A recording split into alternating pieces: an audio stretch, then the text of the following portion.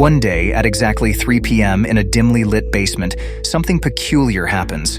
For 1 minute, everything in the room moved backward. Max, alone in the basement, witnesses shadows retracting, tools rewinding into their places, and even the faint sound of footsteps reversing. Max tries to grasp the strange event, but as soon as the minute passes, everything returns to normal, and the memory of the anomaly fades away. Why does this happen? Could this be an example of a localized temporal anomaly, a glitch in time itself? If time can reverse in this basement, even for just a minute, what does that say about the nature of time? Is it mutable? And if so, under what conditions? This leads to even more unsettling questions. What if these temporal reversals are happening all around us, but like Max, we simply don't remember them? Are there moments in our day that rewind, erasing mistakes or horrors that we're meant to never recall? Moreover, if we were to detect such phenomena, how would we measure them, especially if all evidence of their occurrence is wiped clean the moment they cease? What instruments or new sciences would need to be developed to capture evidence of time running backward? Could understanding this phenomenon unlock the potential for time travel, or at least for manipulating small moments in time for our benefit or undoing?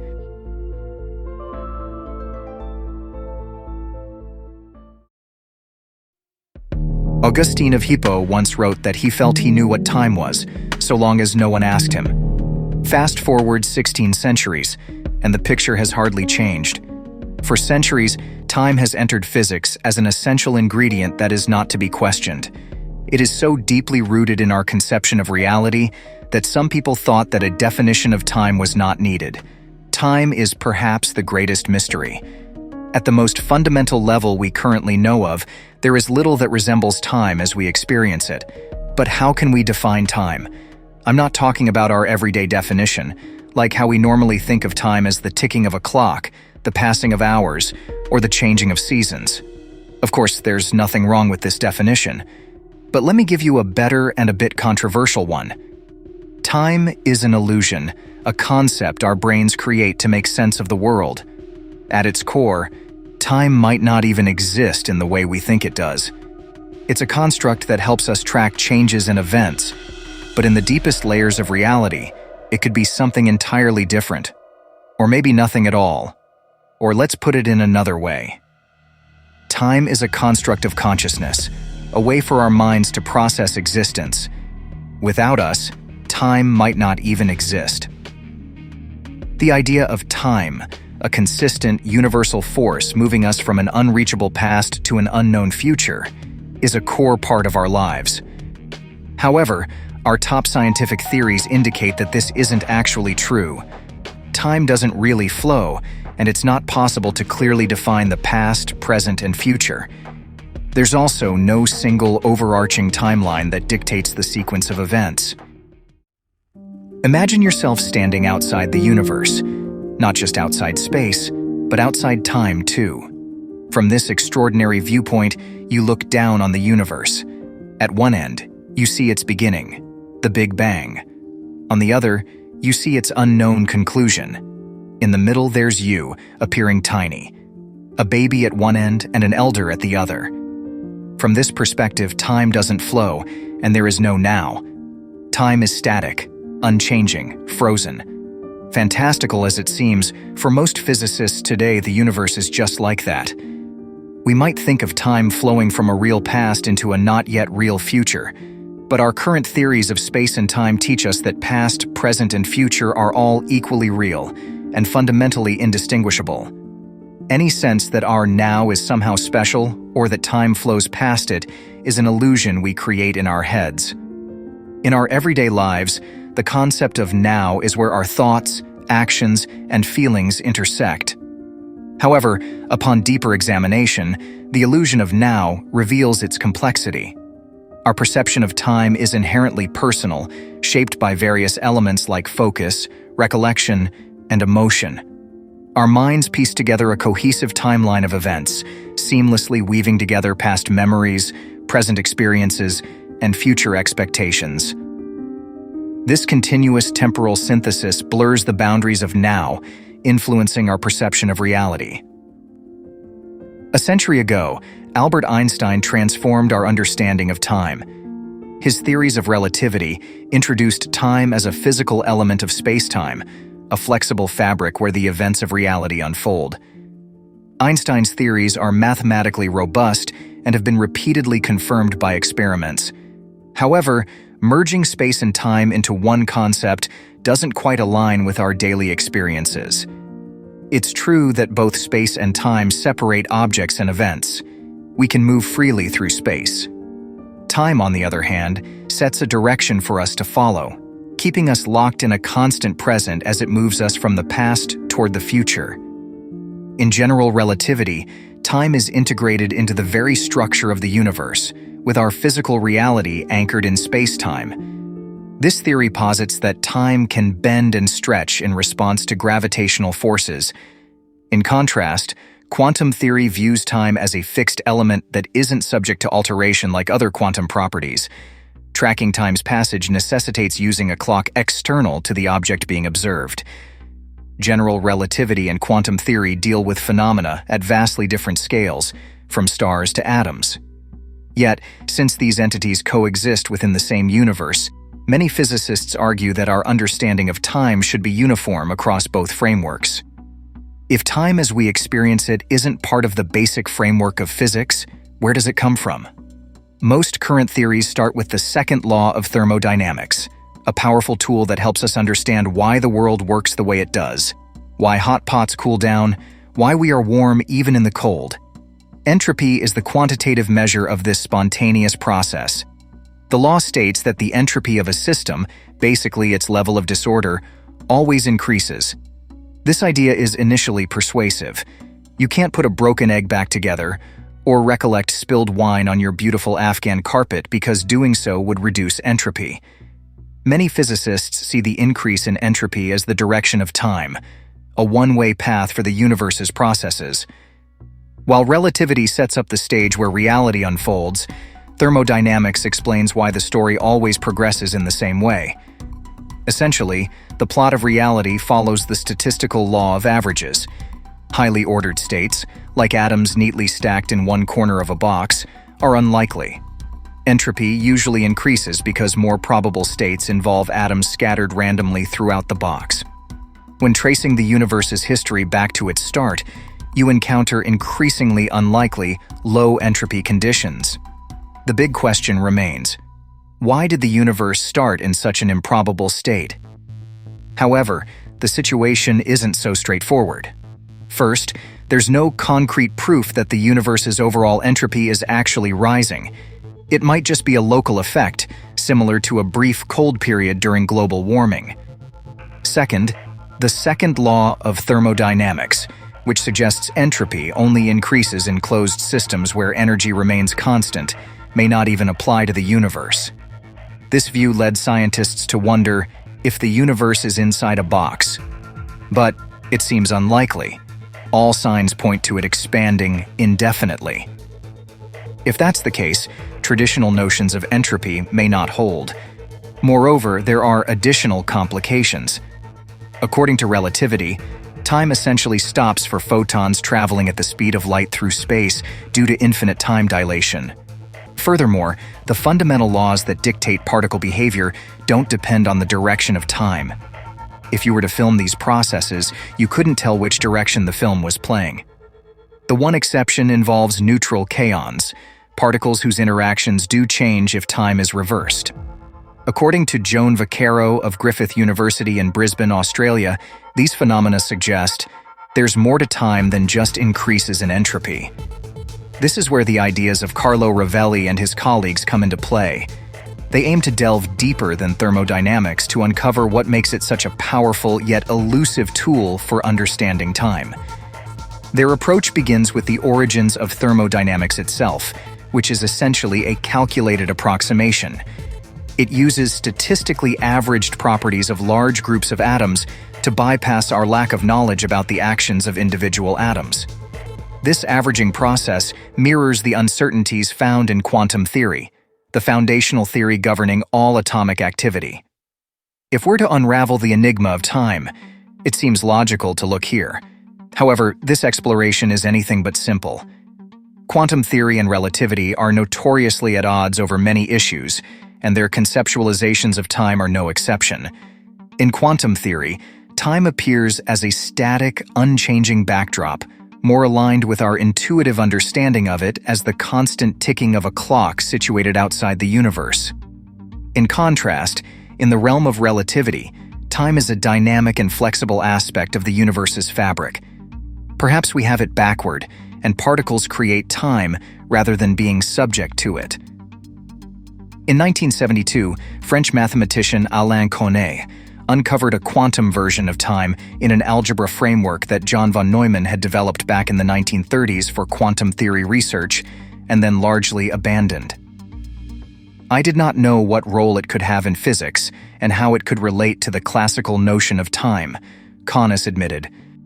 In 1994, Connet met Carlo Rovelli in Cambridge, UK.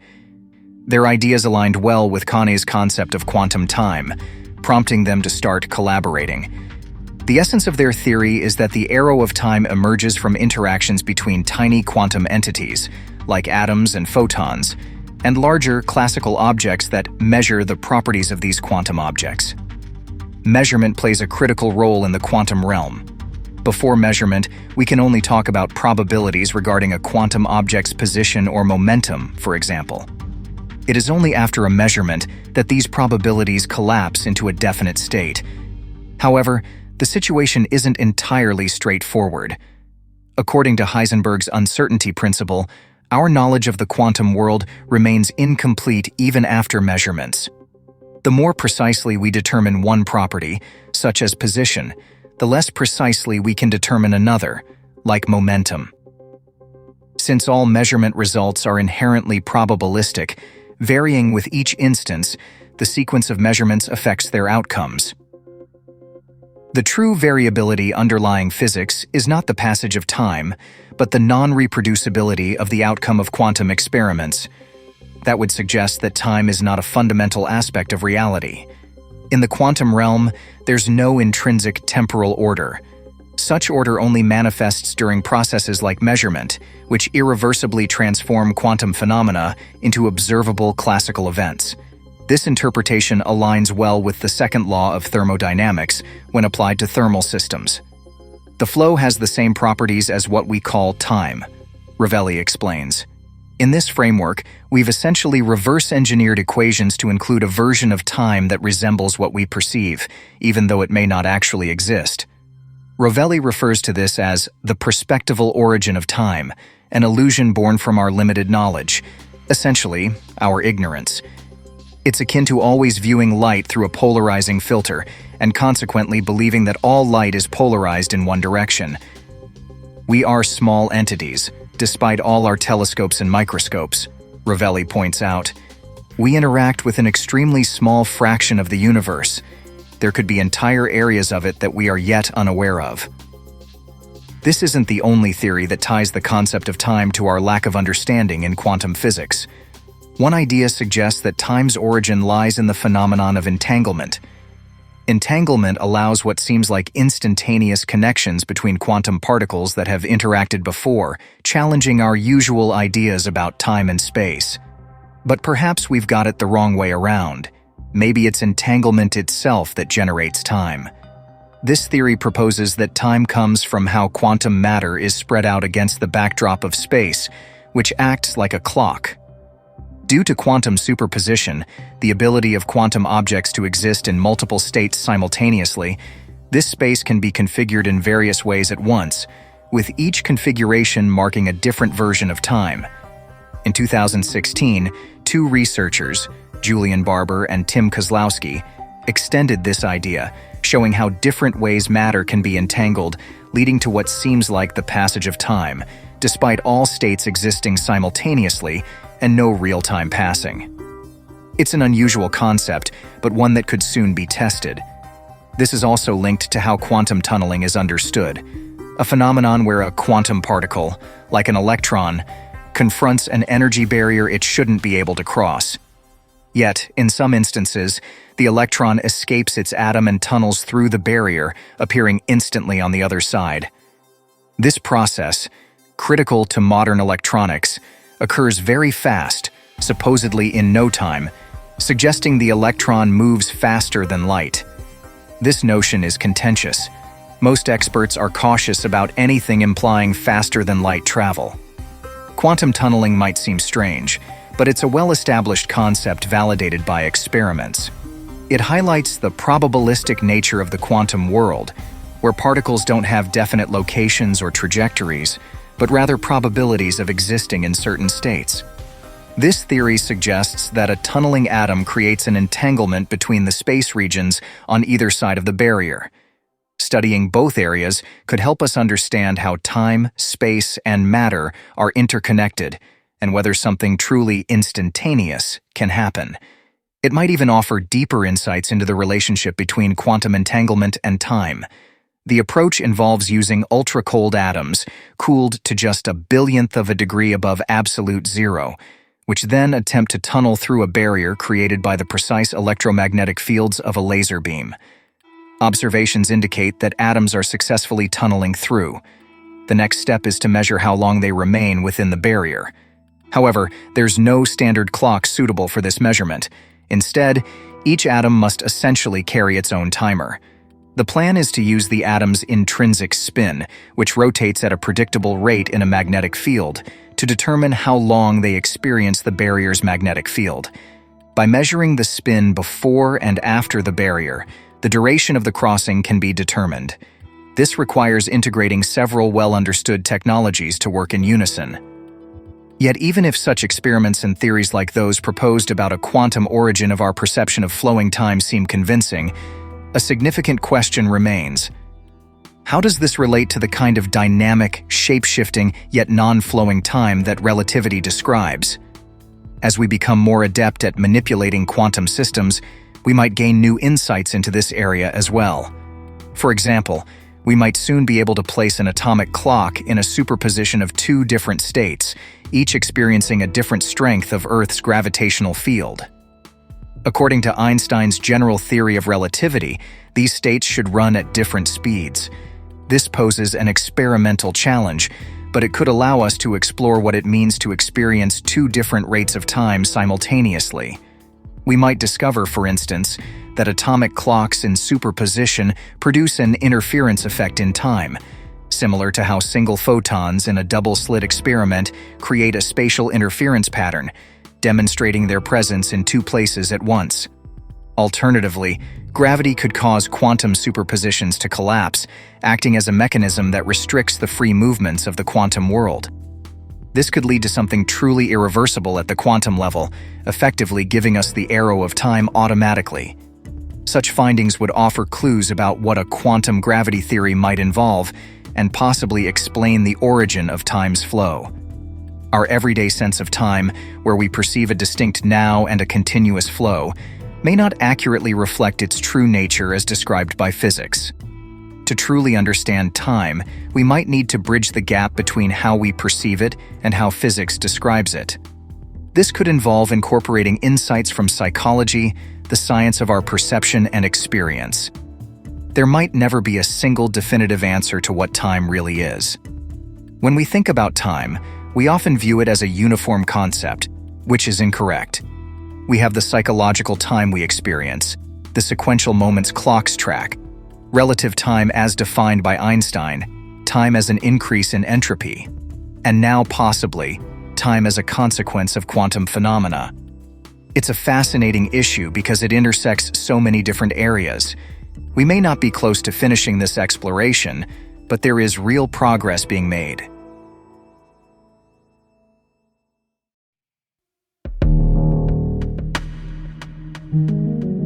The peculiar event described in the analogy, where time appears to reverse in the basement we talked about at the beginning of this video, could be considered a localized temporal anomaly, suggesting that time might be mutable under specific or unknown conditions.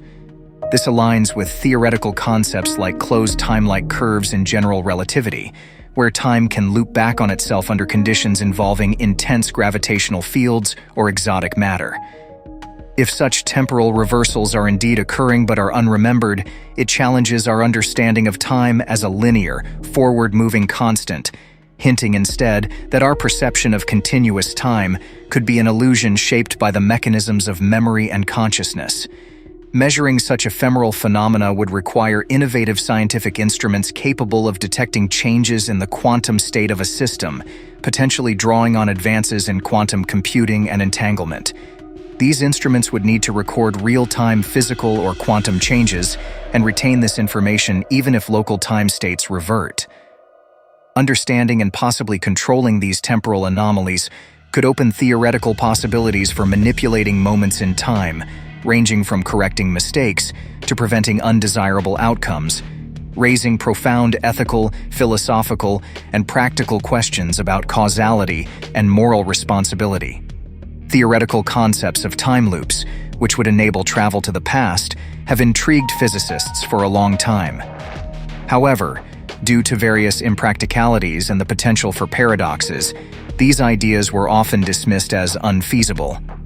Recently, however, physicists have started to demonstrate that these time loops might not only be possible in the quantum realm, but could also be experimentally viable.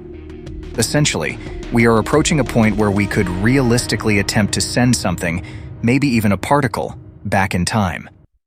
If successful, this could open up the possibility of sending not just particles, but potentially messages in the form of quantum signals back in time. More importantly, exploring this phenomenon could deepen our understanding of cause and effect, the implications of quantum theory, and perhaps even help develop a successor theory that more accurately reflects the true nature of reality. In physics, what are often referred to as time loops are technically known as closed time-like curves, CTCs. These concepts originated from Albert Einstein's theory of general relativity, which posits that massive objects cause distortion in the fabric of spacetime, which we perceive as gravity. The greater the mass of an object, the more it bends spacetime around it. Theoretically, if spacetime were curved sufficiently, it might loop back on itself, creating a pathway to the past. The main challenge is that producing such extreme curvature would likely require the mass and velocity of a black hole, far beyond our current capabilities to replicate in a laboratory setting. However, these considerations apply to large-scale time loops, theoretically large enough for a human to traverse. What if instead we consider phenomena at the quantum level? Recent advances in quantum mechanics, which dictates the rules of subatomic particles, suggest that it might be feasible to construct a mathematical equivalent of a time loop, known as a quantum CTC. This would operate on a much smaller scale, but could nonetheless provide valuable insights into time and causality in the quantum realm. While there's ongoing research on the possibility of manipulating quantum information in a way that resembles time travel, the concept of a true quantum CTC as a loop in space-time is still theoretical and not fully defined.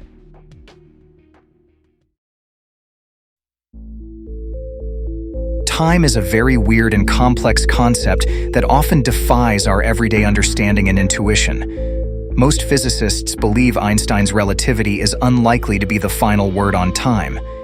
Time emerges out of the gravitational field, and all other fields and forces we know of are described by quantum physics.